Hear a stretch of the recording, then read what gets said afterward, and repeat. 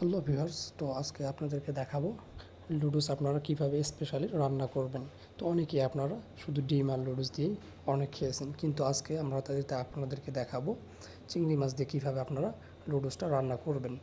তো দেখতে থাকেন। শুরুতে আমরা কড়াইয়ের মধ্যে একটু তেল দিয়ে দিয়েছিলাম, তারপরে সেই চিংড়ি মাছগুলো আমরা একটু কেটে টুকরো টুকরো করে নিয়েছিলাম। তো এটা হালকা একটা ভাজা দিয়ে নিয়েছি। তো এটা তারপরে দিয়ে হালকা একটু আমরা ভেজে নিয়েছি এটা তেলের মধ্যে।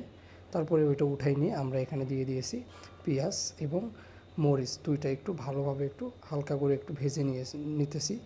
তো নেওয়ার পরে আমরা এখানে কিছু হলুদের গুঁড়ো অ্যাড করছি। তো এটা দিলে কালারটা অনেকটাই ভালো আসে। তো কিছু পরিমাণে একটু লবণ দিয়ে দিয়েছি, কারণ আমরা এখানে চিংড়ি মাছ অ্যাড করেছি। তো হালকা একটু লবণের অবশ্যই প্রয়োজন আছে। তো এই কারণে হালকা একটু লবণ অ্যাড করে দিয়েছি। তো তারপরে আমরা এখানে দিয়েছি ডিম দিয়েছি, 3 থেকে 4টা ডিম দিয়েছিলাম।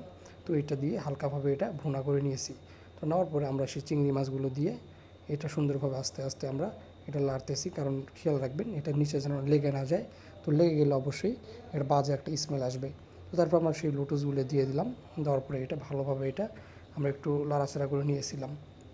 তারপরে আমরা দিয়ে দিলাম এটা মশলাগুলো যেগুলো ছিল লুডুসের সাথে। তো এটা আমরা দিয়ে দিয়েছি, কারণ হচ্ছে এই মশলাটা যখন দিবেন আপনার পরিপূর্ণ টেস্টটা ওই সময় আসবে।